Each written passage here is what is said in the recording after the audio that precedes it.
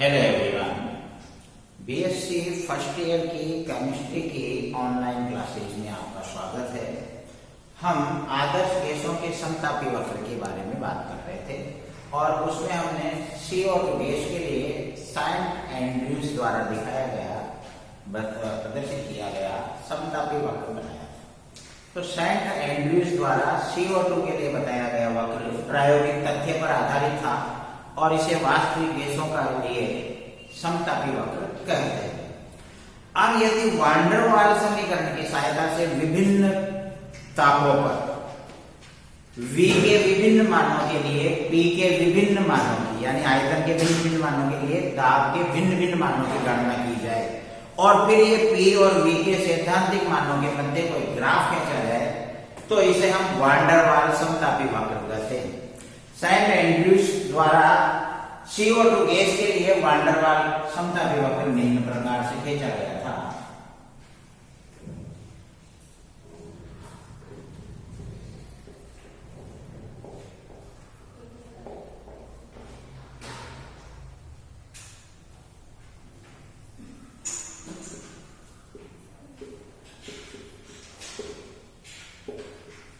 तो इसे इधर ये आयतन है सीसी में और इधर ये दाब है एट्रियम यानी कि वायुमंडल में।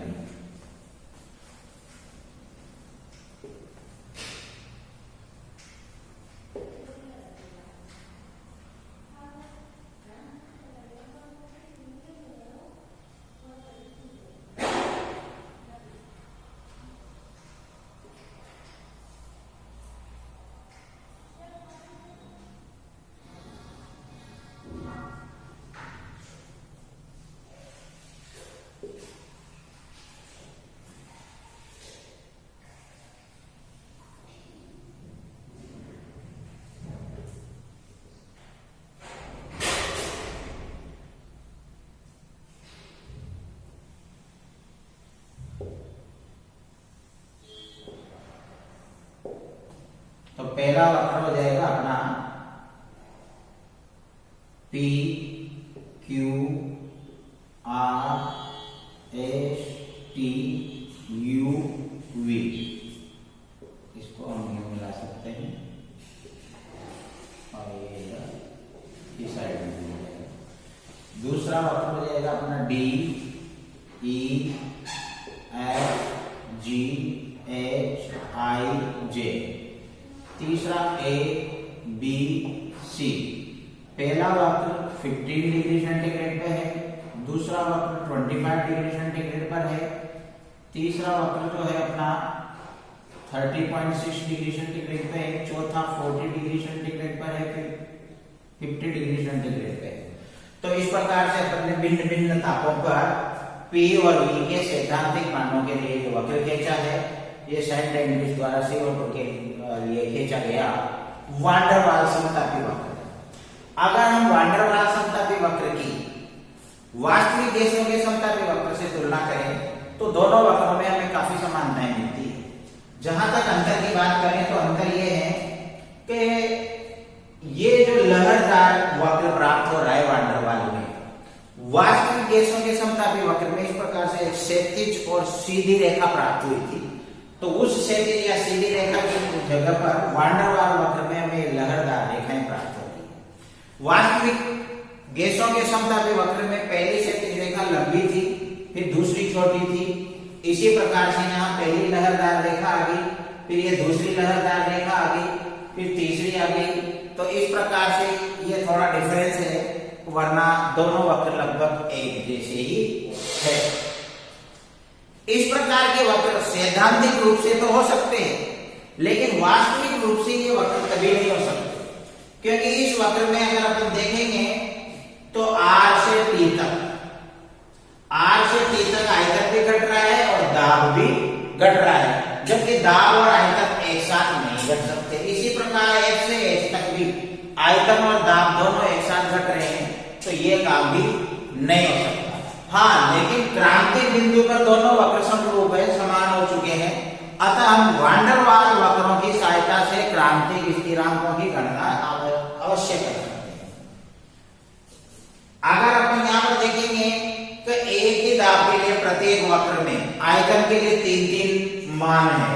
जो पहला वक्र है एक ही दाब पर है, क्षैतिज रेखा दाब में ना कमी हो रही है ना वृद्धि हो रही है। तो यहाँ पर आयतन के 3 मान हमको मिलते हैं Q, S और U बिंदु पर। इसी प्रकार दूसरा जो वक्र है इसमें भी एक ही दाब के लिए हमें E, G और I इन 3 बिंदुओं पर ये कट रहा है वक्र, तो इन 3 बिंदुओं पर आयतन के 3 मान प्राप्त हो रहे हैं। तो इस प्रकार से इन सभी वक्रों में एक ही दाब के लिए आयतन के 3-3 मान हमें प्राप्त हो रहे हैं।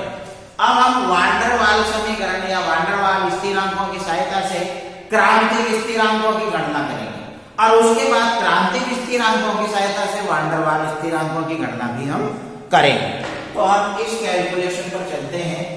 तो वान डेर वाल स्थिरांकों की सहायता से क्रांतिक स्थिरांकों की गणना किस प्रकार से की जा सकती है।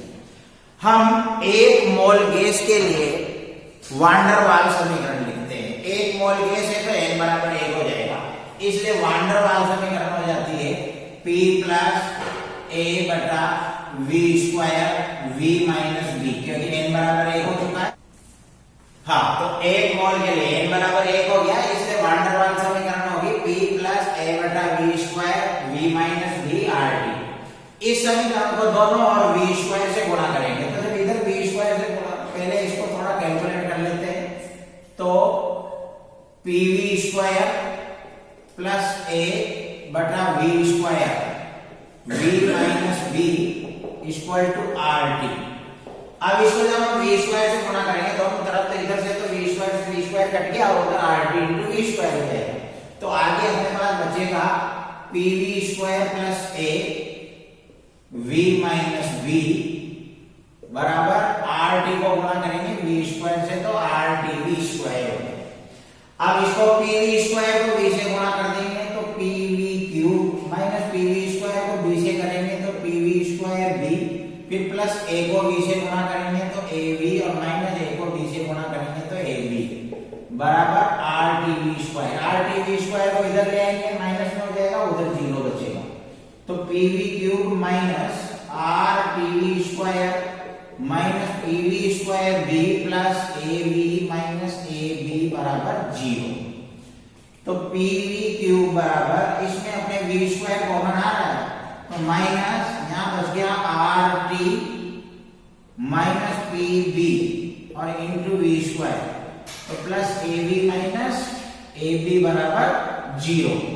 अब इस पूरी समीकरण में हम P का भाग देंगे तो PV क्यूब में P का भाग देंगे तो V क्यूब बराबर माइनस B प्लस RT बटा P into V square plus A बटा P इंटू V और माइनस AB बटा P इक्वल टू 0।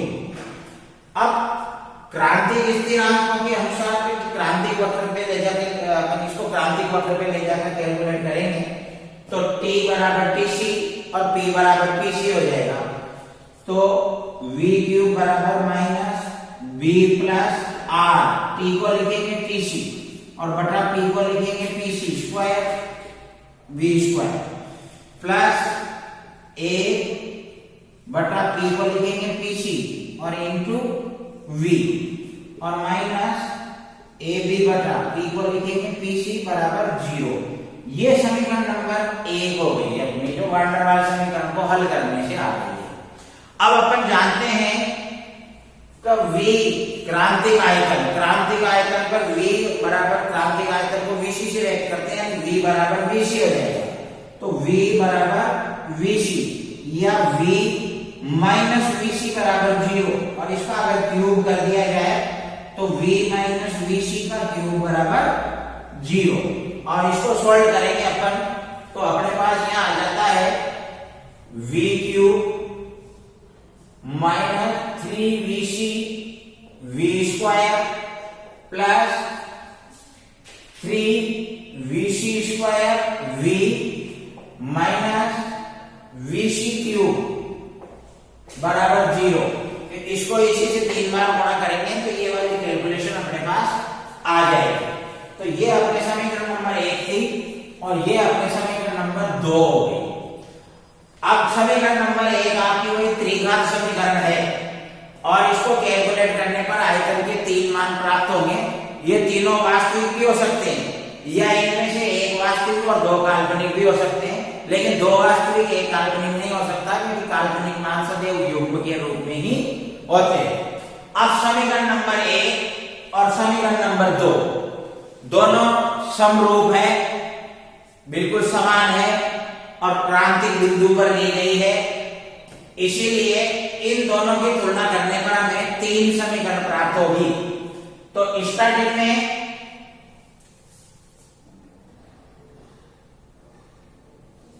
इसमें भी v क्यूब है और इसमें भी v क्यूब है, तो इसका जो दूसरा पद है वो इस समीकरण के दूसरे पद के बराबर होगा। इसका दूसरा पद v plus R D C square बटा P C into V square है, इसका दूसरा पद 3vc बटा वी स्क्वायर है, तो ये दोनों आपस में बराबर होगा। इसी प्रकार इसका तीसरा पद ab बटा pc, इसके तीसरे पद 3vc स्क्वायर v के बराबर होगा और इसका तीसरा पद जो है ab बटा pc जो इसके तीसरे पद vc क्यूब के बराबर होगा। तो इस प्रकार तीनों को आपस में बराबर लिखने पर हमें 3 नई समीकरण प्राप्त होगी। तो पहली समीकरण अपन लिखते हैं, पहला दूसरे दोनों के सेकंड पद बराबर लिखते हैं, तो b plus R T C बटा पीसी इंटू वी स्क्वायर, क्योंकि दोनों में माइनस माइनस है इसलिए माइनस माइनस हट जाएगा तो दोनों प्लस हो जाएगा और इधर हो जाएगा 3vc वी स्क्वायर। तो ये वी स्क्वायर से वी स्क्वायर कट गया तो अपने पास में प्राप्त हुआ 3vc बराबर b plus R T C बटा पीसी। तो इसको हम समीकरण नंबर 3 डाल देते हैं। अब अपन इन दोनों के तीसरे पद को बराबर लिखते हैं। तो इस समीकरण का तीसरा पद है a बटा पीसी इंटू वी और बराबर इसका तीसरा पद है 3vc स्क्वायर इंटू वी, तो v से v कट गया तो ये प्राप्त हो जाएगा अपने पास 3vc स्क्वायर बराबर a बटा pc। ये समीकरण नंबर 4 हो गया। अब इसके अपन तीसरे पद को आपस में बराबर लिखेंगे। तीसरे पद में भी दोनों में माइनस है इसलिए माइनस माइनस हटा कर इसको प्लस में लिख सकते हैं। तो इसका तीसरा पद रहेगा अपना ab बटा pc और इसका तीसरा पद अपने पास हो जाता है vc क्यूब, तो यानी कि vc क्यूब बराबर ab बटा pc। तो ये समीकरण नंबर 5। अब इन तीनों समीकरणों की सहायता से हम टीसी, पीसी और वीसी की कैलकुलेशन कर सकते हैं, इनको कैलकुलेट कर सकते हैं। सबसे पहले अपन समीकरण 5 में 4 का भाग देते हैं। 5 में 4 का भाग देने पर तो समीकरण नंबर 5 में है वीसी क्यूब बटा 3 में है 3vc स्क्वायर बराबर यहाँ पर हो जाता है ab बटा pc और इनटू इसको अपन उल्टा लिखेंगे तो pc बटा a, तो pc से pc कट गया और vc स्क्वायर से vc क्यूब कटेगा तो ऊपर एक vc बचेगा। तो यहाँ फाइनली अपन को vc बराबर ये 3 उधर जाकर गुणा हो जाएगा तो 3a से a कट गया तो मात्र 3b बचा। तो इस समीकरण नंबर 6 में अपन को vc का मान प्राप्त हो गया। अब इस vc के मान को हम समीकरण नंबर 4 में लिखेंगे। तो vc का मान समीकरण 4 में रखने पर तो 4 में है 3vc स्क्वायर तो 3 और vc की जगह 3b है तो 3b का स्क्वायर बराबर a अपॉन pc। तो ये 3 दिया 9 9 दिया 27 b स्क्वायर बराबर a अपॉन pc। तो या इसी से pc का मान निकालेंगे तो pc इधर आ जाएगा और 27 b स्क्वायर नीचे आ जाएगा तो pc बराबर a अपॉन 27 b स्क्वायर। तो ये यहाँ अपन को pc का मान प्राप्त हो गया समीकरण नंबर 7 में। तो समीकरण नंबर 6 में क्रांतिक आयतन vc प्राप्त हो चुका है, समीकरण नंबर 7 से क्रांतिक दाब pc प्राप्त हो चुका है। अब बचा क्रांतिक ताप। तो क्रांतिक ताप के लिए अपन चलते हैं समीकरण नंबर 3 पर। तो समीकरण नंबर 3 में है अपने पास 3vc बराबर b plus R T C बटा पीसी। अब इसमें VC और PC के मान रख देंगे। तो VC और PC के मान रख देंगे तो TC यानी कि क्रांतिक ताप हमें प्राप्त हो जाएगा। तो इस समीकरण में अपन पहले PC का मान रख सकते हैं या पहले VC का मान रख सकते हैं।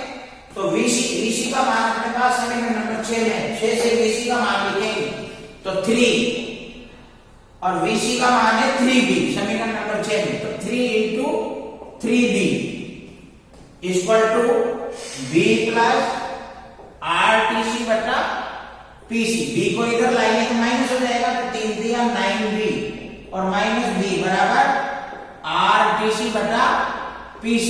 तो 9B में से 1B गया तो 8B इक्वल टू RTC बटा PC। तो ये अब इसमें अपन को PC का मान रखना है। PC का मान अपने पास समीकरण नंबर 7 से आ चुका है। तो यहां से अपन PC का मान रखेंगे समीकरण नंबर 7 से। तो 8B इक्वल टू RTC बटा PC। अब PC का मान 1 और बटा 27B स्क्वायर है तो ये ऊपर चला जाएगा 27B स्क्वायर। तो ये B से B स्क्वायर कट गया। तो RTC बराबर RTC इंटू 27B बराबर ये 8 और 1 गुणा हो जाएगा तो 8A। तो TC बराबर 8A और 27RB। तो ये यहाँ TC का मान प्राप्त हो गया जिसको हम समीकरण नंबर 8 दे सकते हैं। तो समीकरण नंबर 6 में VC क्रांतिक आयतन है, समीकरण नंबर 7 में PC क्रांतिक दाब है और समीकरण नंबर 8 में TC क्रांतिक ताप है। तो इस प्रकार यदि यहाँ पर अपन को क्रांतिक ताप दाब और आयतन PVT यानी कि PC A B और R के रूप में प्राप्त हो रहा है तो P का मान A के रूप में, उसके बाद B का मान B के रूप में और T का मान R के रूप में प्राप्त हो रहा है। तो यदि हमें वान डेर वाल स्थिरांकों के मान ज्ञात है A और B के तो हम किसी गैस के क्रांतिक स्थिरांकों की गणना इस प्रकार से कर सकते हैं और इसका अपोजिट भी हो सकता है। तो यदि हमें किसी गैस के क्रांतिक स्थिरांक ज्ञात है तो फिर हम क्रांतिक स्थिरांकों की सहायता से वान डेर वाल स्थिरांकों की भी गणना कर सकते हैं। तो अभी जो हमने कैलकुलेशन की है वो वान डेर वाल स्थिरांकों की सहायता से क्रांतिक स्थिरांकों की गणना की कैलकुलेशन की है। अब हम नेक्स्ट क्लास में क्रांतिक स्थिरांकों के मानों से वान डेर वाल स्थिरांकों के मानों की गणना करेंगे।